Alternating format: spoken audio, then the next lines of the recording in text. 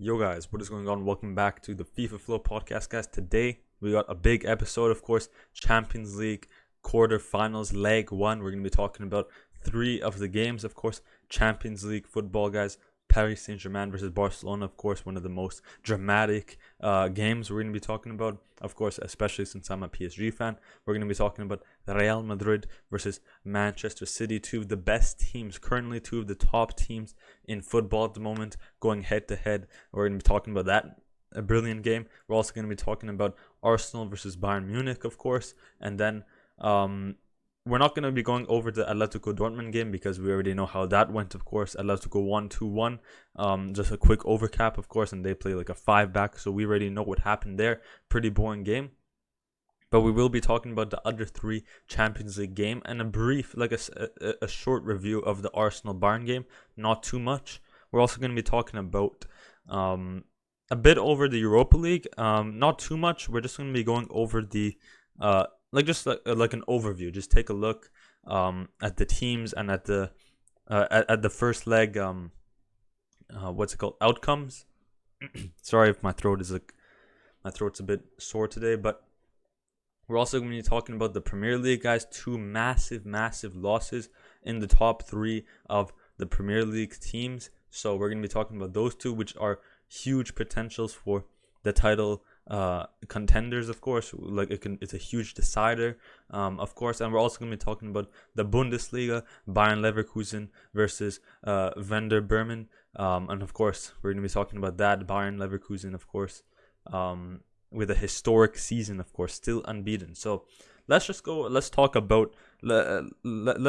off with the Bayern Leverkusen game, guys. They have done it, and Bayern Leverkusen have done it, and they haven't just done it with a normal win. They've done it with a 5-0 win at home, unbeaten in 43 games, I believe, in all competition. That includes the Bundesliga, the Europa Liga, the group stages, like included, the DFK Pokal.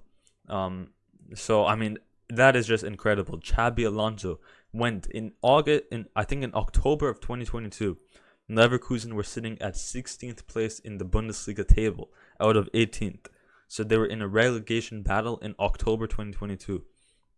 In May 2023, Xabi Alonso finished Leverkusen at 6th place, which brought them to European football in the Europa League.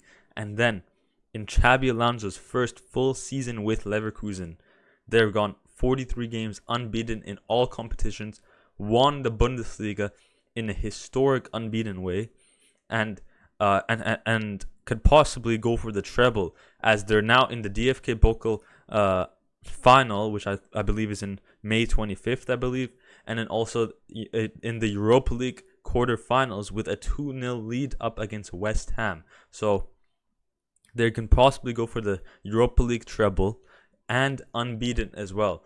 And this is the first time that Bayern Leverkusen have won the Bundesliga title in the history. So that is just amazing. Xabi Alonso, first full season as a manager with Bayern Leverkusen, and brought them to their first Bundesliga title. And it's just the fact that 2 years ago, 1.5 years ago, they were in a relegation battle. Could possibly go for a treble as well. So not only did they win their first ever league title, go for the treble as well. And then on top of that, I believe Bayern Leverkusen have only 2 trophies in the history of the club, which I believe is a European Cup back in 1988, I believe. And then 5 years after that, I believe they won the DFK Pokal. I think that's what it was. So that's those two there that they won.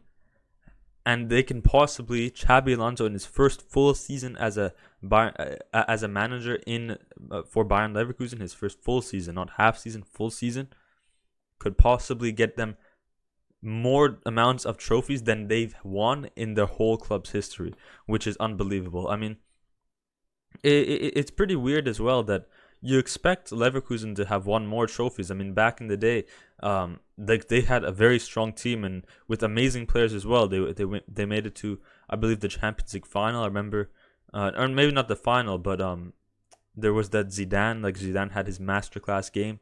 I think they went to the Champions League final. Was it them versus no. I don't think it was a Champions League final, but they've gotten multiple. I think they had 5 times where they were second place in the Bundesliga, like runners up. I think in the Europa League as well, like 3 or 4 times, I believe. And then also in the Champions League, I think 3 or 2 times for sure as well. But as I said, like it's Leverkusen, man. They have a lot of historic players at the club, of course. Tony Cruz, what's his name? Antonio Rudiger, Dani Carvajal, and then there's also the likes of Dimitar Berbatov. Who else do you have? You have Lucio, of course, World Cup winner with Brazil, Inter Milan, UCL winner, of course, Bayern Munich legend, of course, as well. So there's a lot of history and a lot of big players at the club, but when you take a look at the achievements, it's not as it's not what you expect. And then when you take a look at what they could be achieving this season, in just one season, they could be achieving like more than they've ever achieved in the past, is just incredible. And as I said, with Xabi Alonso, man, the mastermind. And it's not just any way. They don't just play they don't play Atletico de Madrid type football. They don't sit back and then score 1 goal and sit back, man. The way that Bayern Leverkusen play football is so nice, man. They hold possession. It's very similar to Manchester City, you can say. And I think that all comes down to Pep tiki-taka football, the possession-based football. And of course, Pep, man. I think Pep is the mastermind behind all of this, of course. Take a look at some of these managers, of course. Xabi Alonso was his assistant manager at Bayern Munich. You have Mikel Arteta, who's now a title contender for Arsenal, with being the manager, and he was an assistant manager at Manchester City with Pep Guardiola. And then you also have the likes of Erik ten Hag, but we don't talk about that. That's not the best. What's it called? Not the best comparison there. But then you also have the likes of Xavi Hernandez at Barcelona as well, who are man, it's we're gonna talk about that as well when it comes to the PSG Barca game. But I really hope he stays. I want to talk about that later and his impact on the Barcelona team. But just take a look at that. Xabi, and Mikel Arteta, man. These three. I think Unai Emery as well. I'm not quite sure, but Pep, man, of course, Pep, his legacy, his mastermind, he's passed it on to these young new managers, of course, Xabi Alonso and Mikel Arteta. And for sure, I think there's some masterminds that can come in the future. I think we already are seeing a mastermind, a new manager kind of I don't know if my thing went black, but yeah, we have a new manager in the making, of course, with Thierry Henry managing the U21 for France, which I think is great. And of course, him looking up to Pep Guardiola. And even when listening to some of the CBS Golazo, if you know, I think they're a Paramount Plus exclusive show, but even there, like the way that Thierry only speaks about football is so tactical. Like he can read the game. He knows how the game works. He's very tactical, as I said, and I think that comes from being coached and managed by Pep Guardiola. So, man, yeah, Pep, of course, the mastermind behind all of this. But yeah, fair play to Xabi Alonso. As I said, the way that Leverkusen won, this game was amazing. Boniface starting it off with a penalty in the beginning, and then you had a bit of a quiet game for the most part until, of course, the 60th minute. Granit Xhaka scores a screamer goal outside the box. Same with Florian Wirtz, who gets subbed on and makes a hat-trick. He gets subbed on and a hat-trick. I think that's his, I'm pretty sure as well, that's his first ever hat-trick. Maybe not for Leverkusen, but at least in the Bundesliga, I believe the commentator said. But yeah, going on, yeah, Florian Wirtz being subbed on, getting his first ever hat-trick in the Bundesliga, at least as far as I know. And it wasn't just any normal hat-trick. The first goal, man, yet again, another screamer. Very similar to a Messi-type movement. He receives the ball, he just quickly turns around, really agile, quickly turns around, and then scores it, just a banger right into the middle of the net. And then The 83rd and 90th minute goals, I don't quite remember, but I mean, I think that's due to the fact that I was kind of focusing on the fans, man. The fans. On the last 2 goals, they already knew 83rd minute, they kind of knew 4-0 up. Like, they've won the title, basically. The fans are just invading the pitch. And then it was the 90th minute. They didn't even go to added time because the ref just knew, like, oh, with all these pitch invaders and 5-0 up, like, let's just call it here. And then there you go. They have won the first ever Bundesliga title for Bayern Leverkusen. As I said, the way they play, very, very possession based. They take their time. Granit Xhaka, amazing. He's very good at distributing the ball, of course. Coming from Arsenal as well, very good. I mean, yeah. A funny note here is that you see Harry Kane goes to Bundesliga from Spurs to hopefully win a league title after Bayern Munich have won the Bundesliga for 11 consecutive years. And then Granit Xhaka from Arsenal is sent to Bayern Leverkusen to stop the former Spurs man. See, North London derby, who's won it? Arsenal have won North London derby in the Bundesliga as well. But anyways, yeah, so Bayern Munich, Harry Kane still goes without a league title, and for the first time, and I think I don't know how many years, but in the first time for a while now, Kingsley Coman has now gone, I think 10 years now, without a consecutive league title. He's won like a few consecutive league titles at Paris Saint-Germain, and then he won, I think, 3 in a row at Juventus, and then of course at Bayern Munich, dominance in the Bundesliga. But this year was just not it for them. As I said, you can leave Spurs, Harry Kane, anyone can leave Spurs, but Spurs cannot leave you. So the no trophy cabinet is still within Spurs, and he brought that curse to Bayern Munich as well. But as I said, all jokes aside, fair play to Leverkusen. As I said, the way they play, Hoffman, very good experience. He's a bit older, but still very experienced. How old is he? 31. Same with Andrich as well, a bit more of an experience. But then you also have these young players as well, like Adli at 23, Boniface, I believe 23 as well. I think Tapsoba is pretty young as well, 25 years old. Ta, a bit more of that experienced one. Kosono, a bit more younger as well. And then Hradecki, Hincapi, I think he's a bit young as well, 22 years old. And then also the likes of Tella. I don't know why they gave him a 6.5 rating, man. He had a very good game today as well against Werder Bremen. And then, of course, Florian Wirtz with a hat-trick being subbed on at halftime.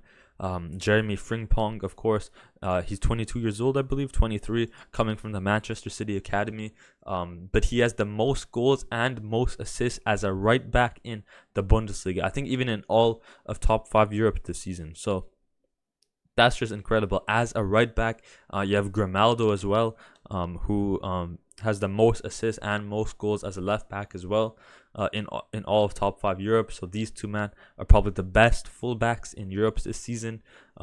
Patrick Schick, he's had a lot of very important moments for Bayern Leverkusen. I remember, I think it was a month ago, in the round of 16 for the Europa League, he scored a last-minute winner for them, so that was very huge. And then even the week right after that, in the Bundesliga, he scored a last-minute winner as well. So Patrick Schick, he's had his moments, and then even this Argentinian here, I believe, Palacios, he's also pretty decent as well. But as I said, overall, the way they play, holds possession. Like if they can't move forward, they pass it back. Go to Tapsoba, look for the switch, pass into the middle. Very similar to Manchester City. So fair play to them.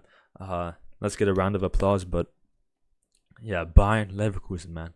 And as I said, the only word I have here is they're going to be a bit more sloppy. Of course, there's 5 games to go. I believe there's 18 teams in the Bundesliga, minus themselves is 17 other opponents, times 2 home and away is 34 games. So with this being the 29th game, there's 5 more games to go, including, so there's 5 games, DFK Pokal final, which is 6, and then round of quarterfinals of the Europa League second leg, 7, semi-final, so that's another 2, 8, 9, and then the final 10. So there's 10 games, at least 10 games left. Maybe I'm missing some, but yeah, 5 Bundesliga, DFK Pokal, 1 more leg for the quarters, of course the 2 legs for the semifinals, and then the final of the Europa League. So 5 games to go, or not 5 games, 10 games to go, but 5 of them being in the Bundesliga, with them already have winning the Bundesliga, they might go they might like kind of step back, and maybe will lose their first game just because due to the fact that they've already won. But at the same time, they know that they're unbeaten. They know there's 10 games to go. It's the finale to like just send it all the way. So maybe there's that hope in them like to be invincible still. So we never know. It's either there's that hope that they're gonna go undefeated, they want to go undefeated, or they're kind of gonna take their time and relax in the last 5 Bundesliga games.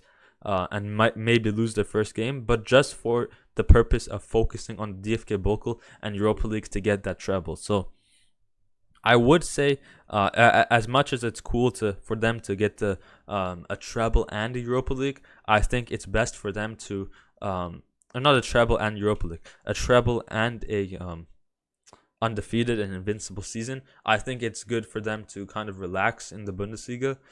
Like I would take the loss in the Bundesliga. I would take a loss in the Bundesliga to focus in Europa League, DFK Bokel to win that treble. I think personally I would do that, but of course Xabi Lanzo, let's see what his plan is. He knows better than all of us, of course.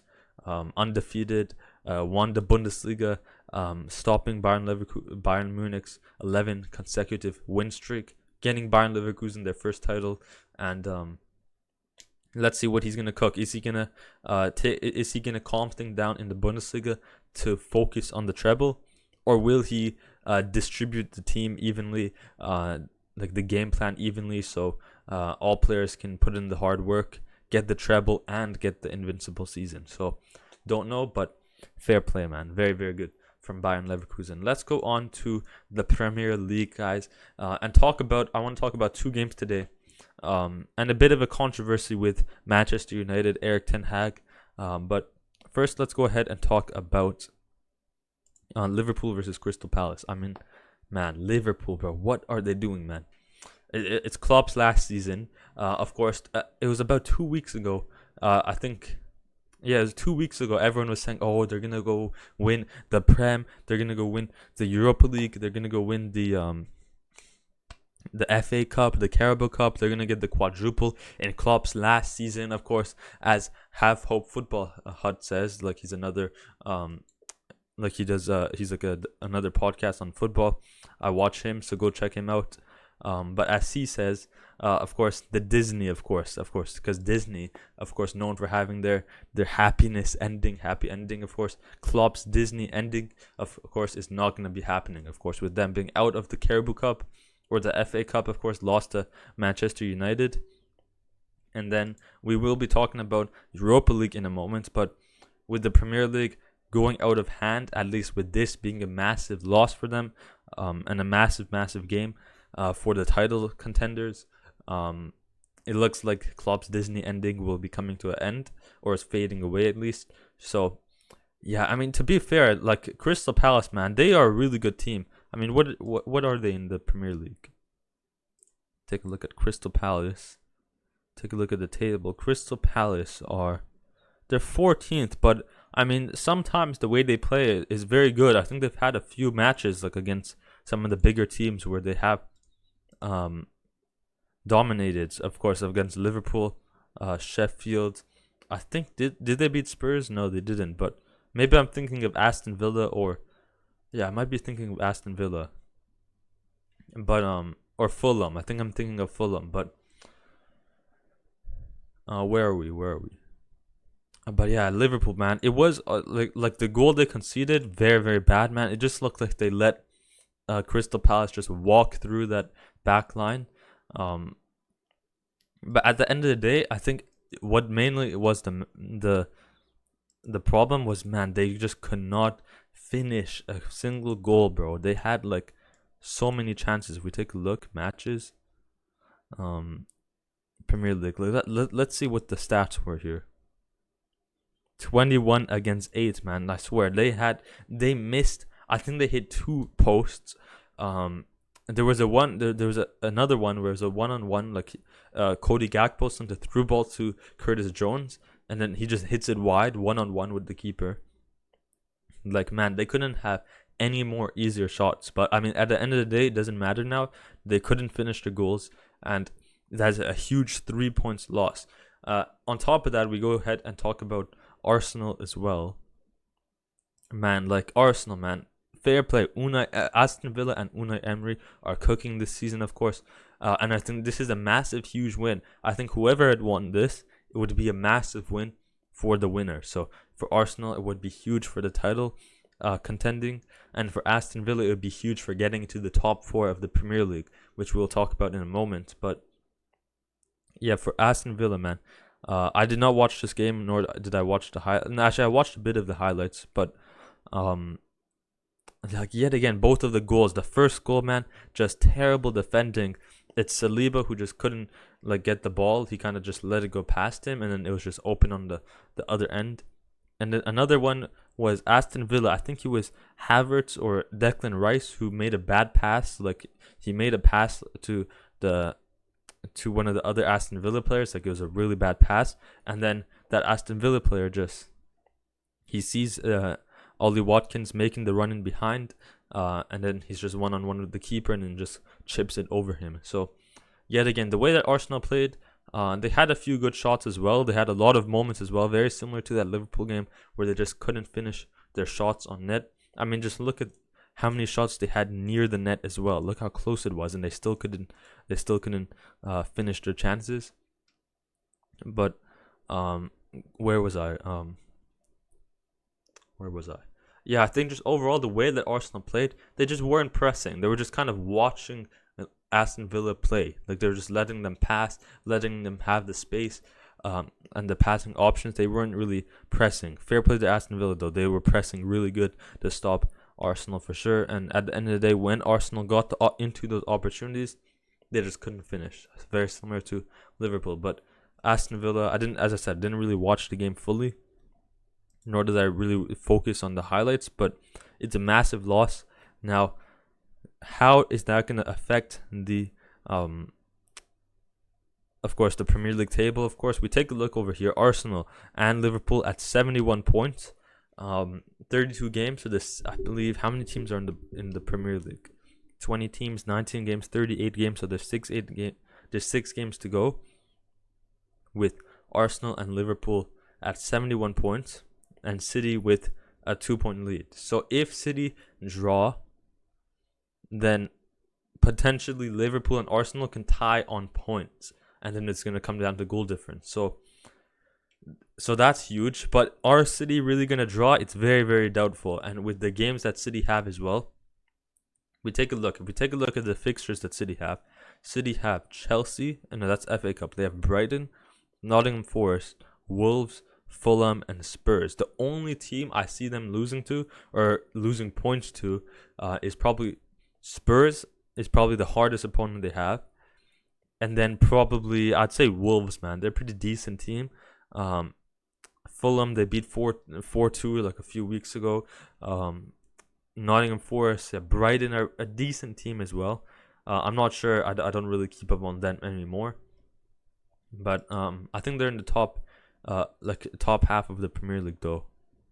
Yeah, they're just right in the center. Even Wolves. So 2 mid-table teams, 3 mid-table teams, a team fighting for relegation, and Spurs. So those are pretty easy games for City. We take a look at Arsenal's game. So yeah, as I said, the only team they could possibly lose points to is Spurs. We take a look at Arsenal. Arsenal have Wolves as well. They have Chelsea. They have a North London derby. They have Bournemouth and United. So we take a look at the 3 teams that have who are contending for the title. And Arsenal probably have the hardest fixtures. They have Fulham, Liverpool, or Everton, West Ham. They could possibly lose points to West Ham, lose points to Spurs, and even lose points to Liverpool, I'd say, or to Aston Villa. So in terms of difficulty, Arsenal have the hardest games. Then Liverpool, because they have Aston Villa, Spurs, and Fulham, was it? Or Wolves, did I say? But yeah, those. Then Liverpool, and then City has the easiest games. All 3 teams have Spurs, so it's going to come down to Spurs to hopefully do good against these teams and like to stop them from winning the title. Maybe not stop them from winning, but it's gonna be difficult because of course each team are rooting for Spurs to like this is the moment where Arsenal are kind of fans for Spurs, because of course all three teams have Spurs, are gonna play Spurs, so they want them to lose points against them. So we're gonna see how it goes. As I said, City with the easiest games, and it's really doubtful at this time of the season. Yet again, it's always towards the last 5-6 games where City are always dominant. So we're going to see what happens. Arsenal and Liverpool, huge losses. If they had won their game today, they would have been 1 point above. So that would have been a huge difference because, that would have been huge because now with Arsenal they have United, they have Chelsea, they have Spurs. They're definitely going to lose points there. I'm sure they're going to lose points. And then same with Liverpool as well. They have a few tough opponents as well. And then also, so that's that I'm just gonna go ahead and say, well, congrats to City, man. Like I have no hope for Arsenal. Have the hardest game, so I doubt they're gonna win. And they probably want to focus on the Champions League as well, so it's very difficult for them. City with the easiest games, and City being a dominant team, probably the best team in Europe at the moment, on level with Real Madrid. So they're probably gonna lose. Or not lose, but they're probably going to win all their games, be dominant, and win the league. And then Liverpool, I mean, with the form that they're in, they lost to Crystal Palace, and we're going to talk about the Europa League in a moment. I think we're going to talk about that before the Champions League, but with that as well, and Liverpool are most likely not going to win the league. The club's Disney ending is unfortunately fading, and is probably gone already after that loss. Now, that is the top three. We go into the top four, the fourth and fifth place, and I think sixth place is Conference League, but no one cares about Conference League. Fourth and fifth place. Now this is where it gets a bit interesting as well. With fourth place, we have Aston Villa, who just came off of a big win. Now who do they have? Aston Villa, they have Chelsea, Bournemouth, Brighton, Liverpool, and Crystal Palace. So, and with the form that Aston Villa is in, it's not bad, but it's not the best. Of course, it's not like a strong trunk. It's not like an over dominant team. But that win was huge. Now Spurs have a game in hand. If they win, they're going to be equal in points. But the only thing I see here is, I think unfortunately, man, Spurs had such a good start to the season. I think the top four for them is done, because we take a look at their fixtures: Arsenal, Chelsea, Liverpool, City, and I think Newcastle as well. So no, that's just a friendly. So they have Arsenal, Chelsea, Liverpool, and City, bro. It's over for Spurs, man. I think their top four is done. I think Aston Villa are gonna go through the top four. And honestly, to be fair, I think Aston Villa are possibly better than Spurs. Spurs, man, I think injuries hurt them a lot, man. They had a lot of major injuries. Maybe not a lot, but they had injuries on their major players. Of course, Heung-min Son, of course, also went out to the Asian Cup, of course, in mid-season. And then you had players like Madison, who was injured. Who's that? I think Romero was injured, or he had a lot of Romero had quite a few suspensions due to red cards for sure this season as well. So yeah, injuries, players going out to their national team, suspensions as well. So I think yeah, man, and they have four strong teams, of course: City, Arsenal, I think, did we say Liverpool, and also Chelsea as well. So it's going to be difficult. Let's see what they can do, but I think for me, I think it's already confirmed that City are getting on the top, and then Arsenal and Liverpool are going to be second and third. No like a specific order. And then Aston Villa, I think, have secured their place, especially due to the fact that Spurs have some quite difficult teams. City, of course, Arsenal and Liverpool. They have the top three teams to play against. So I think for Spurs, it's over. And then going to Newcastle and United. Now, I'm not quite sure here because, of course, with the new Champions League format, I think we talked about this a few episodes ago. But with the new format over there's going to be more teams. I know that already the Ligue 1 got an extra position into the Champions League. If we take a look here, before it used to be 2 teams from the League got a guaranteed spot into the Champions League, but now on the FODMAP table it's 3 teams. 4th place goes to a Champions League qualification round, 5th place goes to Europa League, and 6th place goes to Conference League. So, Europa League playoff, and then I'm guessing 7th goes to the Conference League playoff. But anyways, so it's gonna be interesting here as well. Now I'm pretty sure. So France have got an extra one. Now I'm pretty sure there is a table somewhere. I don't remember. UEFA League rankings. I'm not quite sure where it is. It's not this association season. Yeah, I think it's season country coefficients. I think it's this. This is associate club coefficient. So this is dependent. Like in England, you have 5 out of 8 clubs. You have teams like City, I guess Liverpool, Arsenal.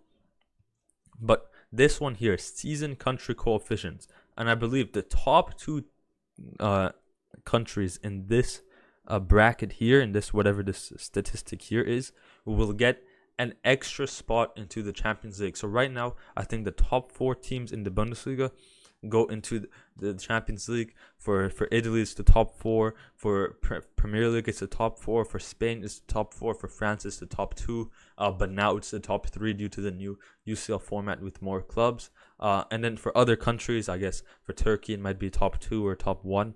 But so yeah, that's that. But now, of course, as I said, going back, with the new Champions League format next season, there are going to be more teams. So that means more spots for teams. Now, how are they going to be deciding what countries get an extra club into the competition, into the Champions League? I think it's decided on this over here. Italy currently on top. And if we take a look at Italy right now, they have, in the Champions League, they have no team. But I think in the Europa League, they have Roma. Take a look at Europa League. They have Roma, Milan, Atalanta, and then even in the Conference League as well. If we take a look here, duplicate Conference League. Bruh, come on. Take a look here.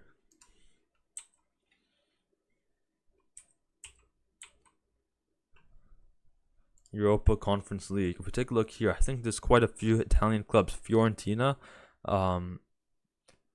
I guess that's really the only club, I guess. But yeah, that's 4 clubs there. If we take a look at 4, and even if we take a look at England, they're 4 out of 7. So I think it also is determinant on their performances as well.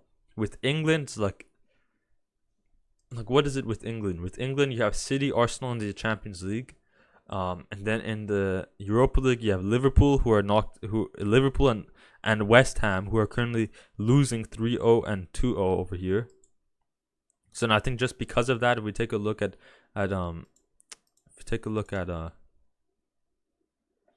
Serie A teams. In the Serie A, we have 0-0 here, 1-0 here, and then 3-0 here. So it's just, I think it's the amount, it's determinant on the amount of teams that are currently in European competitions, as well as the performances in those European competitions. When you take a look at Italy, right now, we have Roma and AC Milan who are going up against each other. So an Italian club will go out there.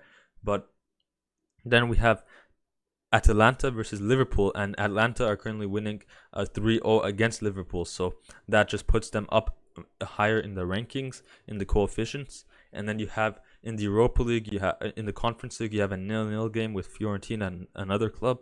But you also take a look at England. They have a team in the Champions League who are drawn to Real Madrid, a team in the Champions League, Arsenal, who are drawn to Bundesliga, and then you have West Ham who are losing 2-0 to Leverkusen. So yet again, it's another reason why Germany are above, is because one of their teams are beating a English team who are in the competition still. So they're 2-0 up. Who do Leverkusen have? I think they have another team. I'm not sure where they're getting like these 3 out of whatever. Yeah, they have Bayern Munich, and then also Borussia Dortmund as well. So yet again, it's determined on the amount of teams in a European competition, and then also their performances. So I think whoever the top 2 here in this coefficient ranking will be getting an extra position into the Champions League for next season. So if we take a look here as well, club season, season coefficients.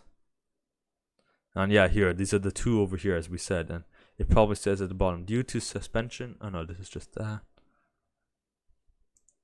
Is it going to tell us what this line is? No, how to read ranking. 2 group stage. So this is how they get points. And then additional notes, coefficient calculation.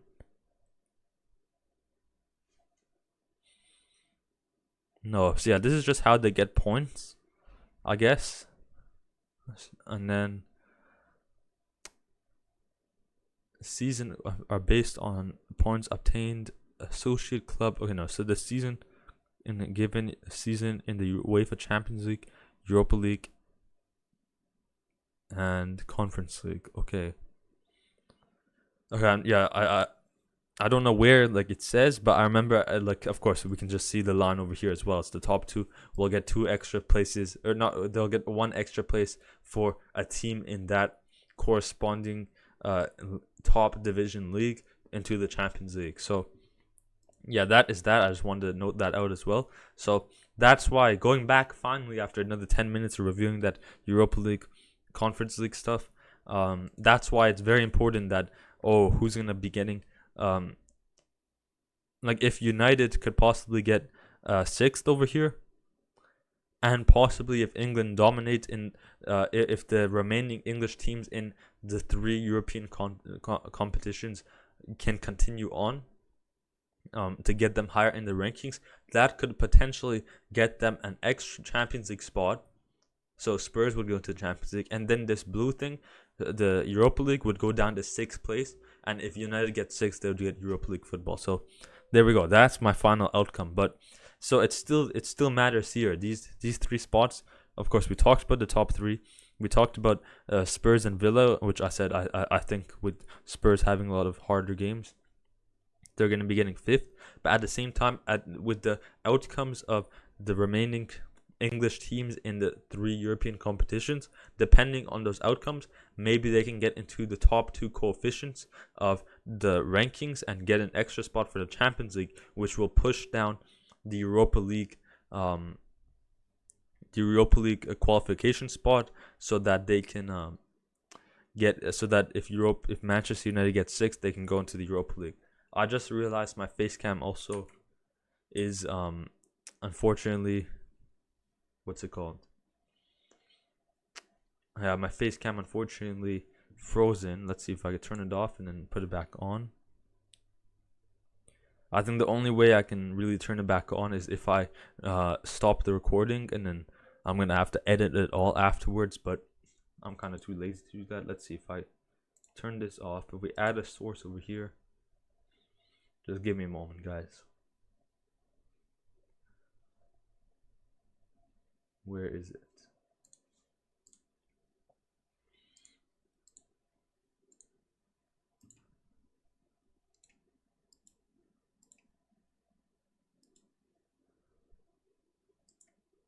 So yeah, it looks like my camera is frozen, unfortunately. So we're just gonna go ahead and finish the recording with no face cam. Yeah, we'll just have my face here, so it looks like I'm talking. But anyways, you can still see I'm moving my mouse here as well, so you kind of know what I'm talking about. But yeah, that is the Premier League there for you. Going into the Europa League, as I said, we went over it. Liverpool 3-0 down to Atlanta in their own home at Anfield. It's quite crazy. So we're gonna see what happens there. Is this gonna be a Disney ending for Klopp? Is this Klopp's magic plan to make another comeback in like a final historic comeback? Of course, we had this, I think it was the 2018-19 season, the year that they won the Champions League. Of course, Barcelona 3-0 up, and then going back to Anfield, and of course, corner taken quickly. We already know that historic play, winning 4-0 back at Anfield to come back 3-0 down against Barcelona as well. So maybe this is Klopp. Maybe they can come back 4-0, but it is going to be away this time. But I don't know. Maybe the Disney ending is still in hope. Still has some hope. As I said, going back to Leverkusen, man, this was probably one of the most dominant games, and this is yet again one of the reasons why England are not going to get a coefficient ranking. If we take a look here, UEFA rankings, when we go back and look over here, this is one of the reasons why England are third in the rankings, because of the dominance that these other teams have. And we take a look at the dominance over here. We're not going to talk about the game, but just look at the dominance. 33 shots against 1, bro. I mean, when have you ever seen that, bro? You might as well you might as well not even play the game. So that is quite crazy over there, man. West Ham got dominated hard, but yeah, that is Europa League football there for you. And then finally, going to talk about Champions League football. I think we're going to skip over the Arsenal United game. But yeah, let's go ahead and talk about PSG, Barcelona, and Real Madrid and Manchester City. So PSG, Barcelona, I mean, what a game we had here. A lot of, maybe not controversy, but of course, with the dramatic history in the past, of course, La Remontada, of course, 6-1 comeback. And then you had the revenge during the COVID season. Of course, I think we won 4-1, was it, or 4-0? Of course, Kylian Mbappe hat-trick as well. So that's that. So all of that, of course, the history, La Remontada, the revenge, comes up to this game here, of course. And then also on top of that, Dembele. You have Dembele, who went from his former club Barcelona to PSG and also scored and celebrated. We're going to talk about that controversy. Luis Enrique. Let's talk about the game. Luis Enrique, man, I think the problem we had here is he was testing too much. He was kind of testing his tactics. And fair play to Barcelona, man. Xabi Hernandez, what a manager for him, man. What a team for him. Let's talk about PSG, though, and what the flaws of the team were. I think the first half, man, we were way too open in the back line. If you go ahead and now go to YouTube, watch the highlights, you can take a look at the way that PSG played. We were kind of playing more of a 3-back with Baraldo, Hernandez, and Marquinhos at the back, and Nuno Mendes going forward. And I think that kind of just led to it was just too open in the back, and it led to a lot of counterattacks. Like they got away with it. They were just running through our back line due to the open space. So I think that was a huge flaw. And man, I'm gonna blame all 3 goals on Donnarumma, because 2 of them, he came out his line way too much.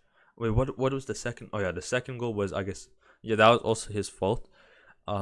But I think that was also due to the fact, yet again, because of the open space in the back line, like it was too easy for Barcelona to break through that open back line. So Donnarumma had to come out of his line a lot in that first half, and give a lot of risky moments away. So like, I'm gonna blame it both on Donnarumma and the back line. So not Nuno Mendes, we're not including Nuno Mendes, but these 3 back line, I'm blaming it all on those 3 and Gianluigi Donnarumma.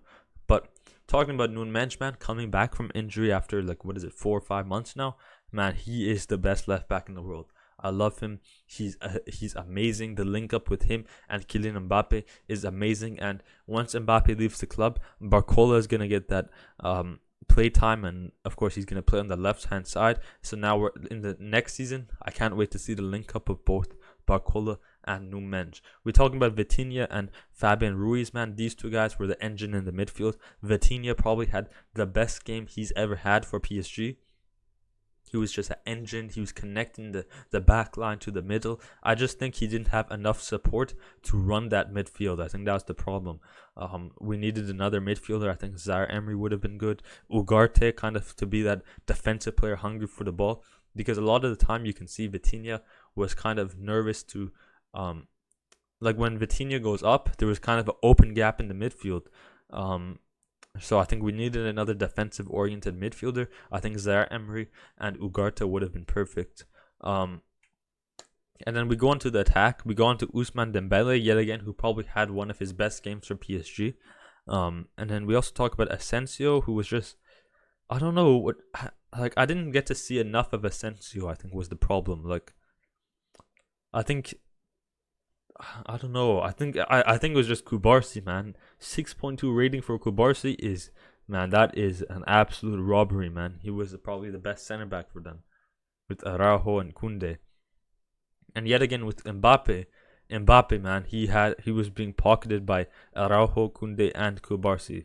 But yeah, Mbappe probably the worst game of his career as well. After that Champions League final against Bayern Munich.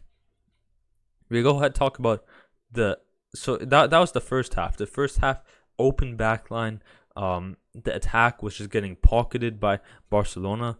And as I said, I think there's a lack of a midfield for us because Vitinha is a player who likes to go up a lot. He's very agile. He's good at distributing the ball.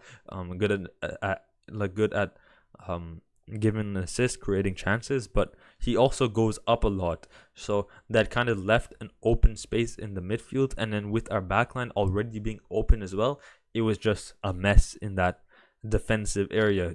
Open, way too open for us. And then at the same time, Barcelona, I think, kind of knew that we were going to play a passing game. So they played more deeper in their own half. They played a bit more defensively, and fair play to them. They did really good, of course, at zoning Mbappe, like keeping him locked up. They did really good at that.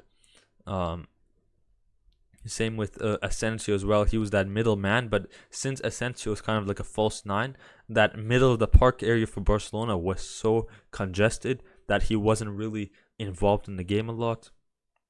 Yet again, Fabian Ruiz had a good game. Vitinha distributing the ball.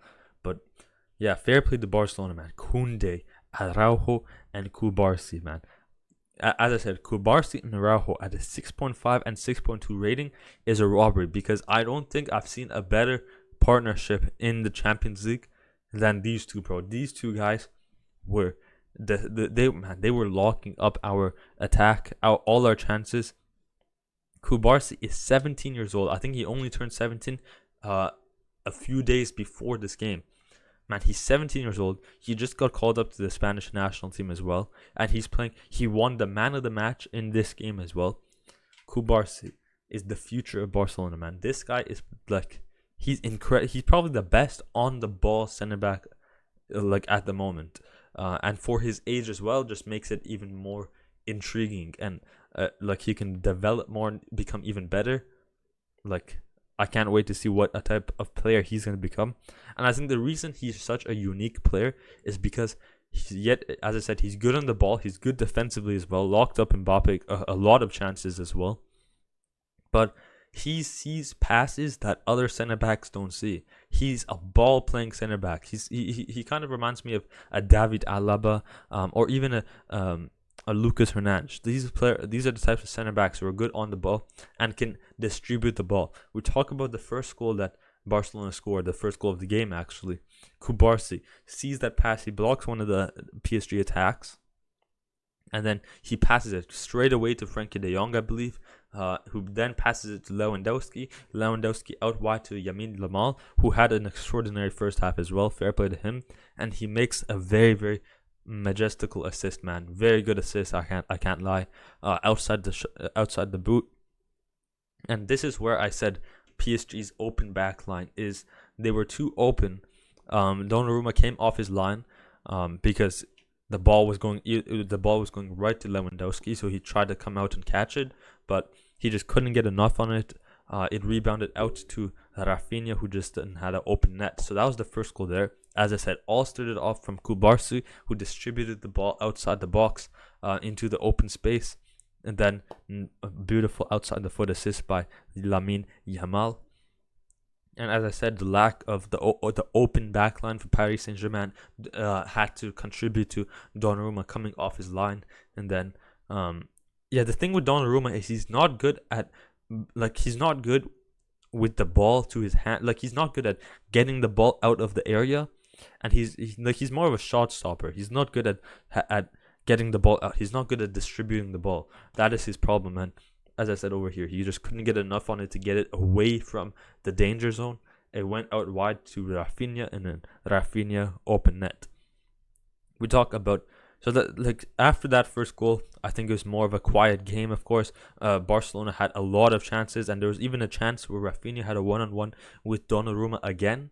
And actually, I think that was before the first goal, but he had a one-on-one chance with Donnarumma before. Yet again, as I said, the open back line, and Donnarumma having to come out his line, very, very risky. But yeah, I think for the most part, like, Barcelona had some very good chances. Mensch had it on the line. He made a save as well in the first half. I think it was Lewandowski from a corner and a header.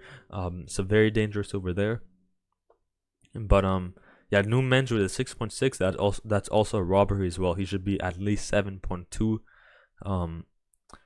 But that was the first half. After the first goal, it was a bit quiet. There were some moments here and there as well. But we go into the second half where PSG dominates straight away in the first 15 minutes, with, in the 48th minute, Dembele, man. We had a nice goal here. Yet again, Mbappe, he was down the line, and almost he was getting locked up as well. And it kind of got a bit lucky that it rebounded back to Dembele, does a fake shot around Frenkie de Jong, and then just a banger, shot powers it into the net past Ter Stegen.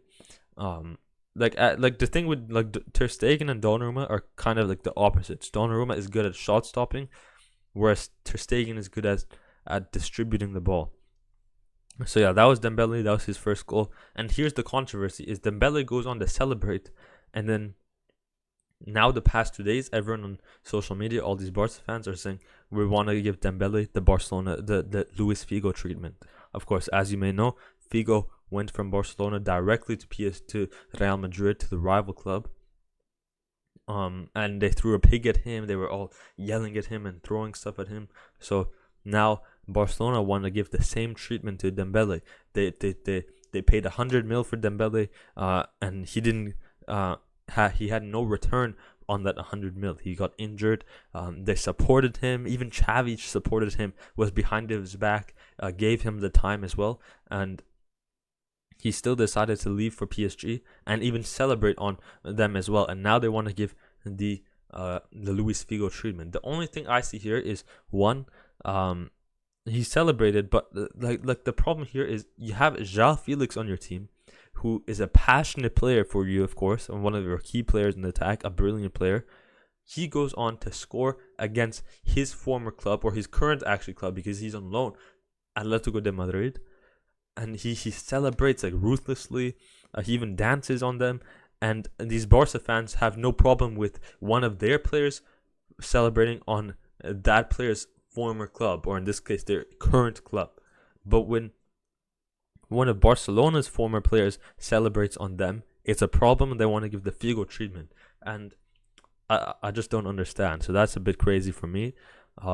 But yeah, that was the first goal there for PSG. The second goal, yet again, the dominance as well. Quick, like we were in the game. Barcola, man. I think the thing with Barcola is he was more out wide, so he kind of allowed the ball to like what Barcola was. Barcola was always on the side here, and I think what that allowed is for the ball to be moved around more. Like there was more like to switch the play. That's what I love about Barcola. He was out wide, and that allowed us to switch the play a lot, move the ball into like further spaces to control the game. I think the thing with us is when we played in small spaces, Barcelona's press was just too much for us.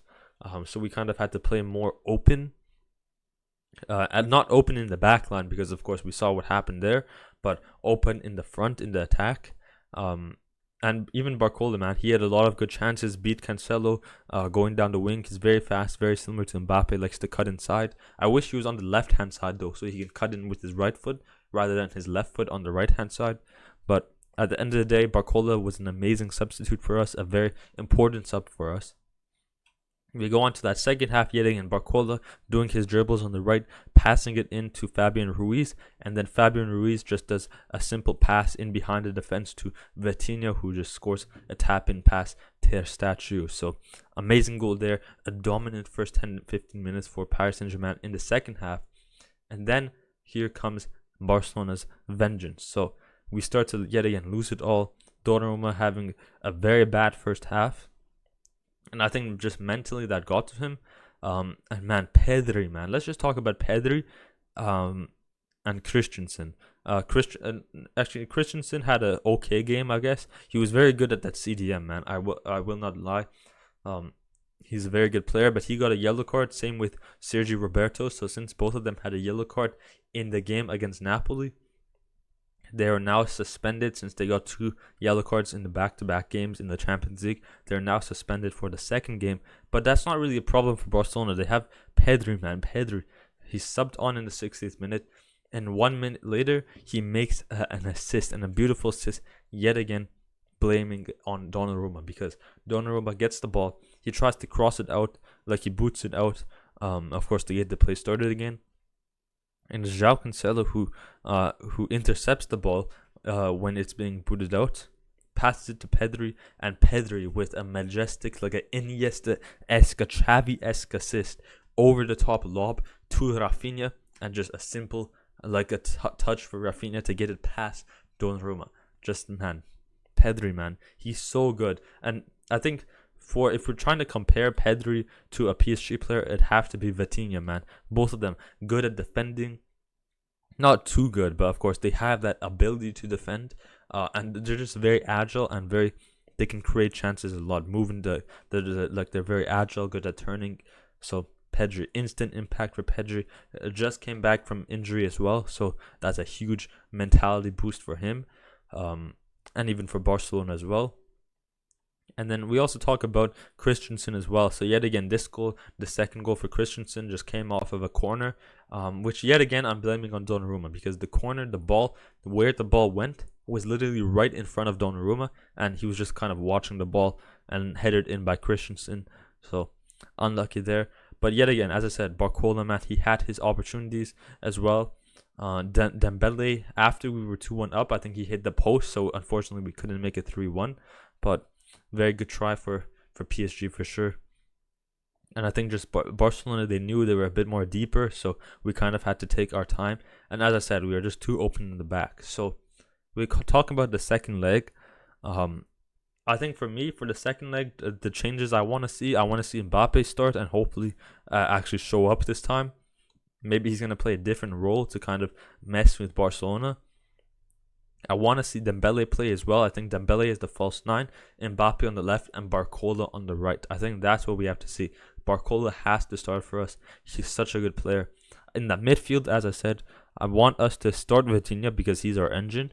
And I think we need to play a more defensive player, which is either Zaire Emery or Ugarte. I want to play one of those two, or both of them as well if you can.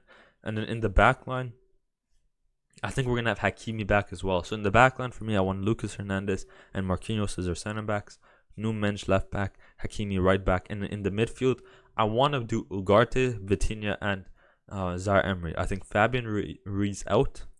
He's very good, but I want to do Vitinha and Zaire Emery, of course, because both of them, I think Vitinha is our engine, and just Zaire Emery didn't play this game, so I want him to play.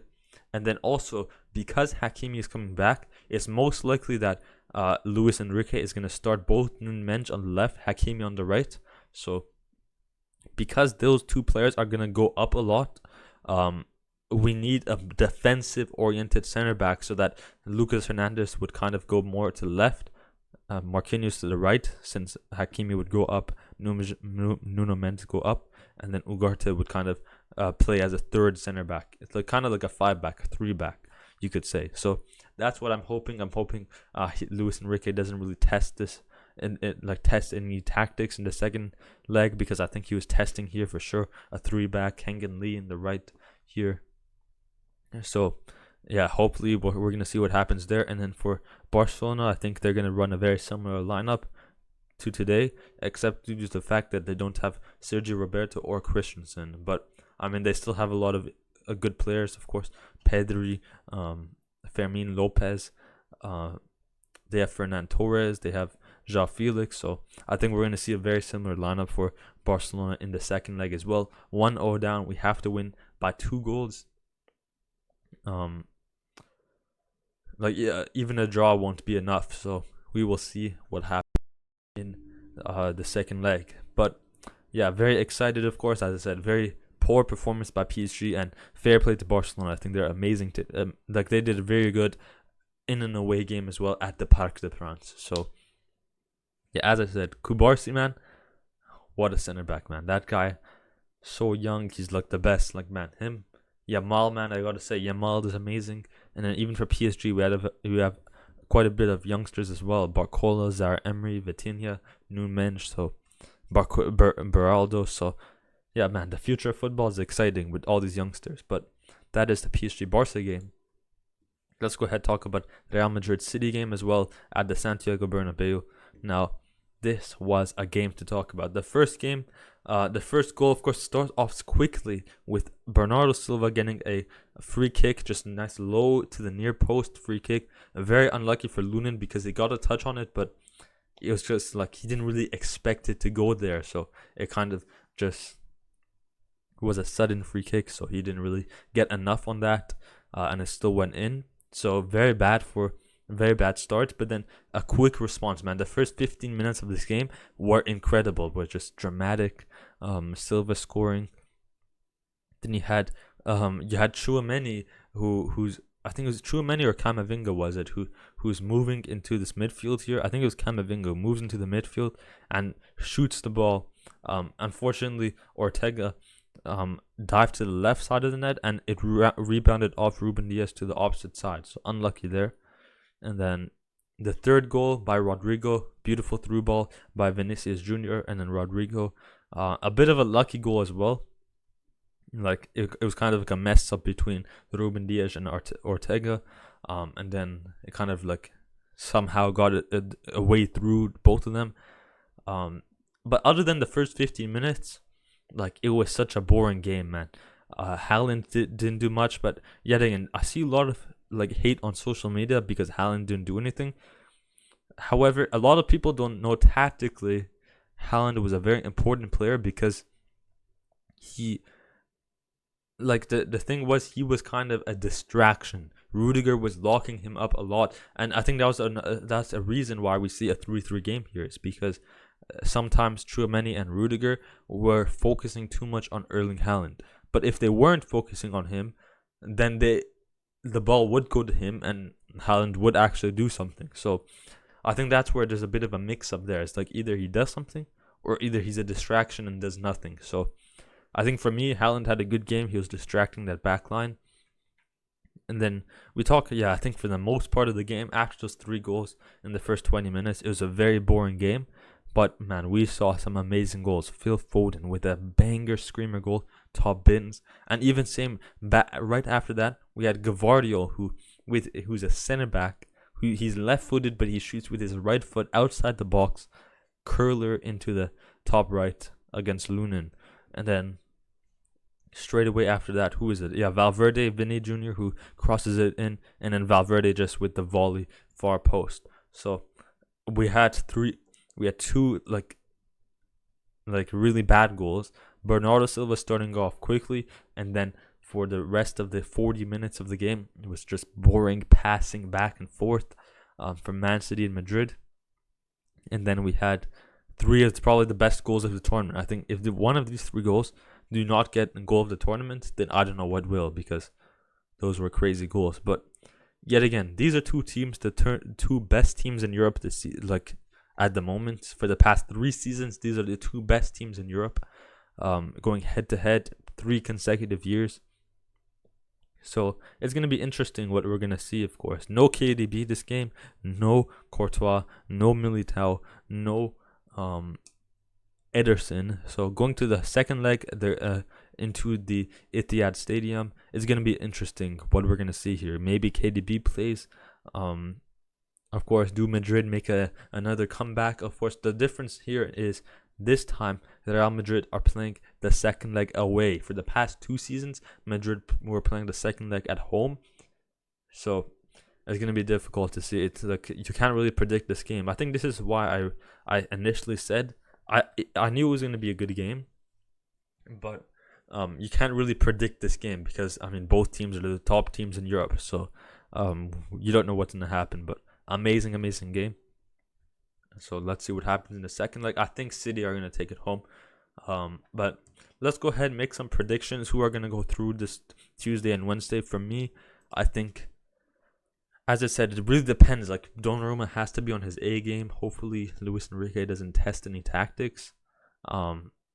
But man, Barcelona are such a passion team. Going back, I wanted to talk about Xavi as well, man.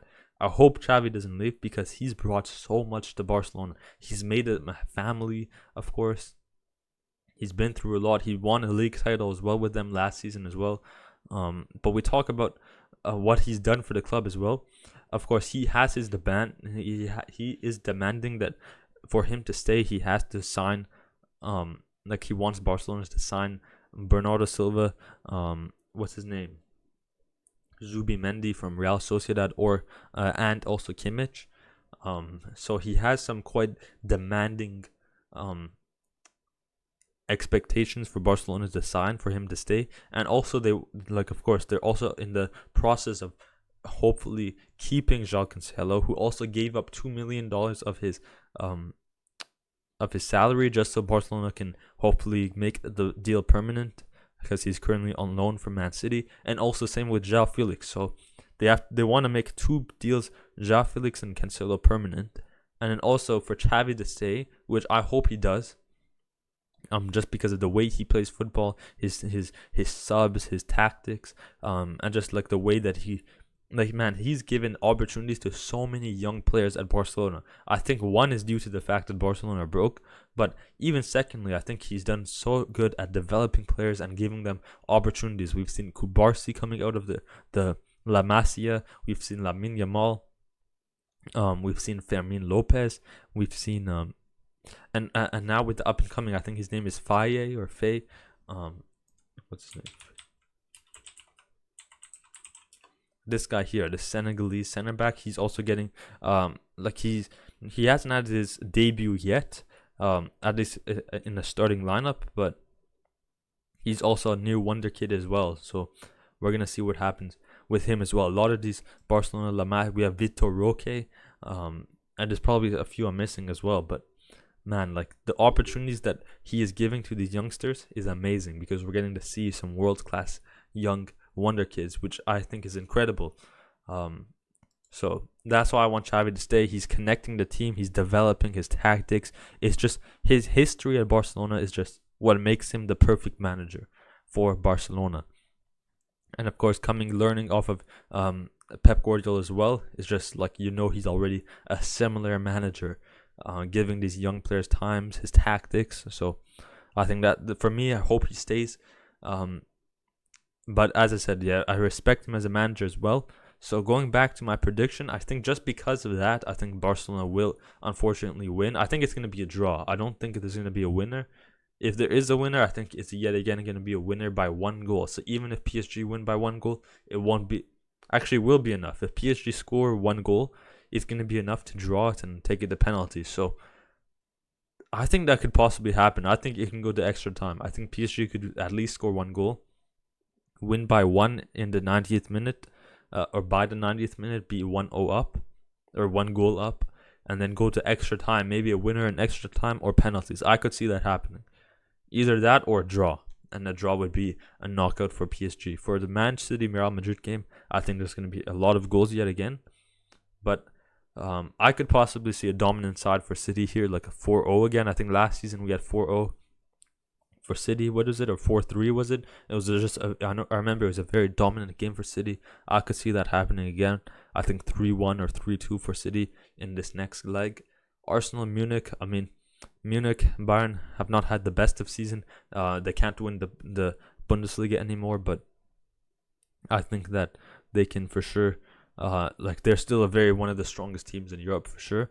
And Arsenal, they're blowing away the Premier League after a huge loss to Aston Villa today, and I think that's it's gonna let them down mentally. And with Bundesliga, with Bayern being home, they'll probably have Bayern at home are different gravy, man. So I think Bayern will win at home, and then Atletico Dortmund, I think Atletico will win that, no doubt, with the 5 back rats. But yeah, that is my prediction there. Let's go ahead and end it off with some football knowledge games. So Koulibaly Yes, from Senegal. Rafael Varane is World Cup winner. Miroslav Klose, World Cup top goal scorer. Raul Jimenez, he's Mexican. But where did he play? I don't think he played for any of those. Baumann, I don't know. Is this like a... Sounds like a German name, but it won't do there. Weston McKennie. Yeah, teammate at Juventus. Radamel Falcao for Colombia. Eze plays in the Premier League, but he doesn't fit anything here. He's English. Oh, Nana. I think it's Cameroon. No, is he Senegalese? He might be Senegal as well. Or Ghana. I think he's Ghana. Barros. I don't know. Is he a wild card? He played for Liverpool. I didn't know he played for Liverpool. Edouard Mendy is Senegal, but he played for Chelsea. Zielinski is Polish. Harry Kane, English top goal scorer. Frankie Lampard is nothing here.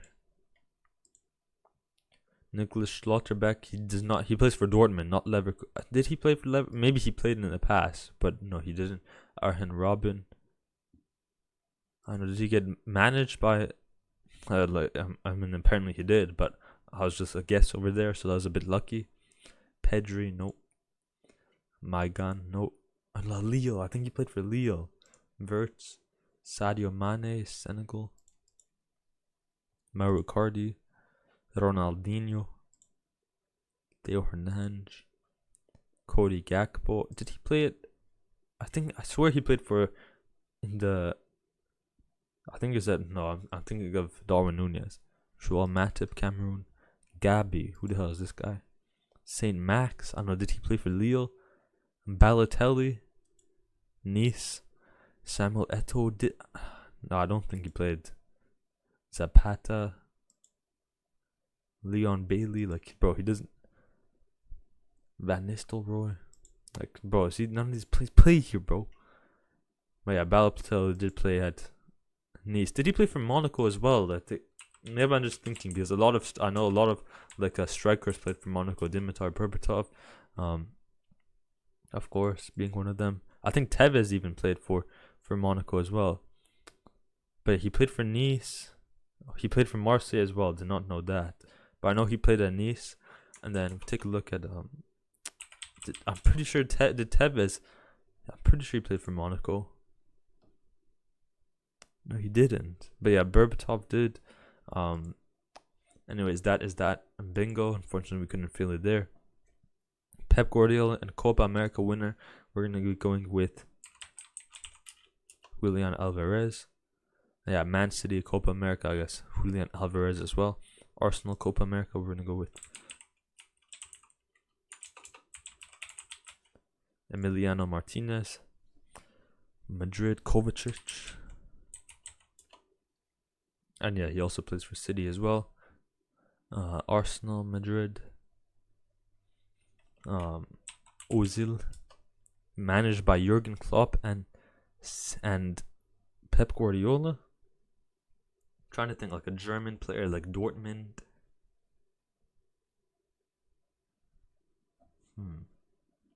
Managed by Klopp and Arsenal.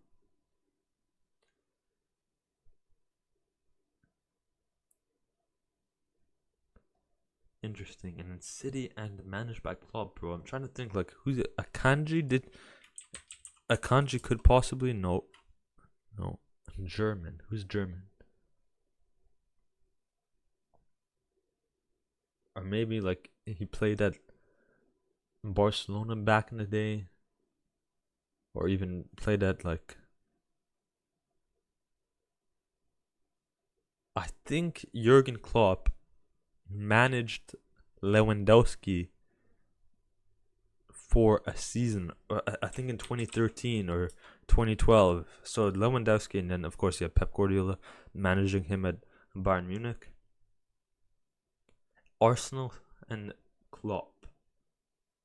Who is Arsenal Klopp? No, I don't have anyone, man. And then also City and Klopp as well. I guess the kanji. No, I was about to say Emery Chan. He played for Liverpool, but he didn't play for Arsenal or City.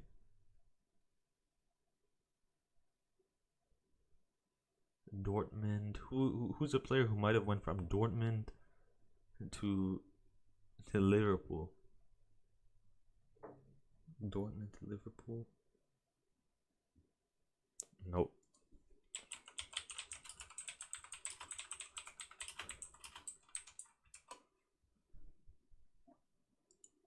Here, let's see who is Jurgen Klopp purchased. Oxlade-Chamberlain. Damn, he played for Arsenal, man. Actually, I think I knew that, but I forgot, I guess. And also Man City, Arsenal. Or Man City managed by Klopp.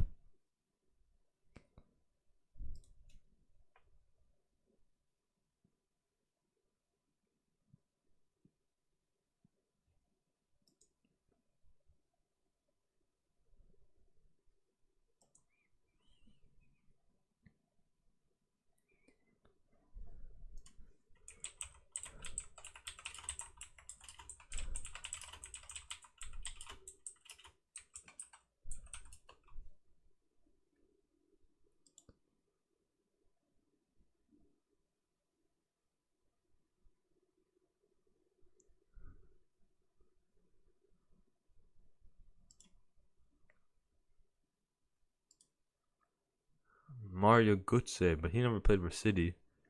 Gundogan, bro. Is it Gundogan? Oh my, it's Gundogan, man. Never knew that. And then over here, I guess. Oxlade-Chamberlain. Let's see, is there one more we can do?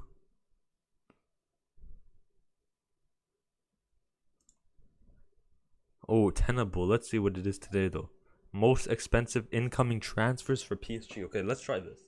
So Neymar, of course, should be at the top.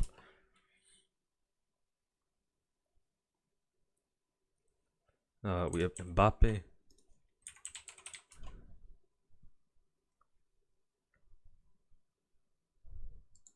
I think Donnarumma was quite expensive. No, did we get... No, we didn't get Donnarumma for free.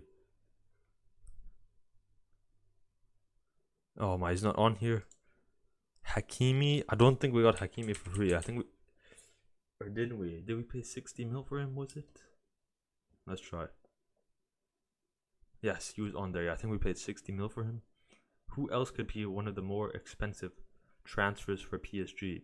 Kolo Muani has to be on here. I think we paid 90 mil for him.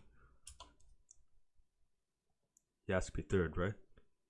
Yeah, okay, so we need someone. So Achraf Hakimi, I think, was 60 mil. So who's like some players under 60 mil? Like Zlatan, did he come for us for free? Cavani, I think, was like cheap as well. If I can get the 10th place, would be good. So I can get like a range of like the cheapest players. Ronaldinho was probably cheap. Who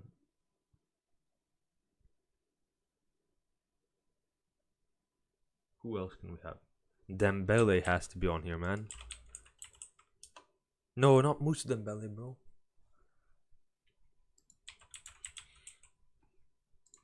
I accidentally misclicked. So Dembele was 50 mil. So players between 50 and 60 mil. Who could that be? Fabian Ruiz was like 30 mil. Numens was like 30 mil as well. 50 to 60 mil. Messi was for free. I think Dani Alves was for free. Like, who is more of our main key players that we bought? I don't know if Cavani... I don't think... Bro, there's no way it's like... Because where did Cavani come from as well? I don't even know where he came from. Icardi could be up here, bro.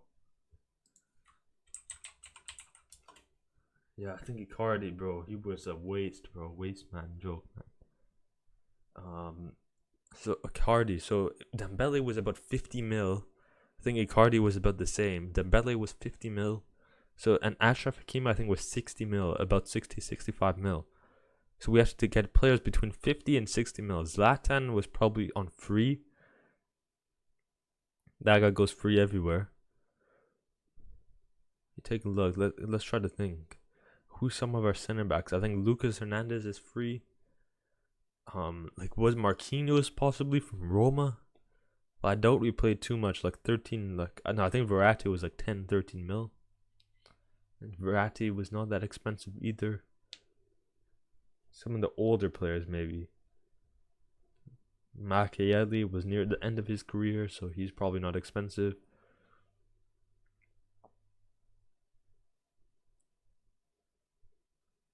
You can add if I click that, bro, it's probably gonna give me like, yeah, there we go, an advertisement. Let's just take a look. Top 10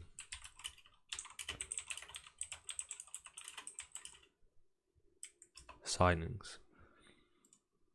Hakimi, Koldomwani. Howard Icardi was quite a bit as well. We said that. So Goncalo Ramos 65 mil. Cavani was 64 mil. Oh yeah, from Napoli, bro. Di Maria from United. Ugarte was 60 mil as well. What a waste man joke, man, bro. Ugarte and Ramos 65 mil, bro. Waste, man. What are we doing, man? What is my club doing?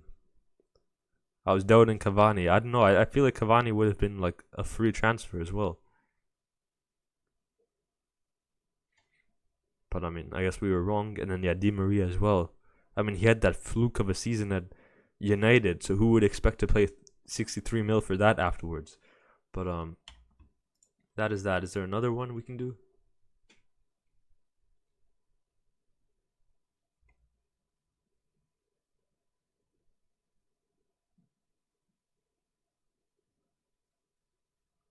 Guess the football club. No, where were you? Let's see if we can do this as well.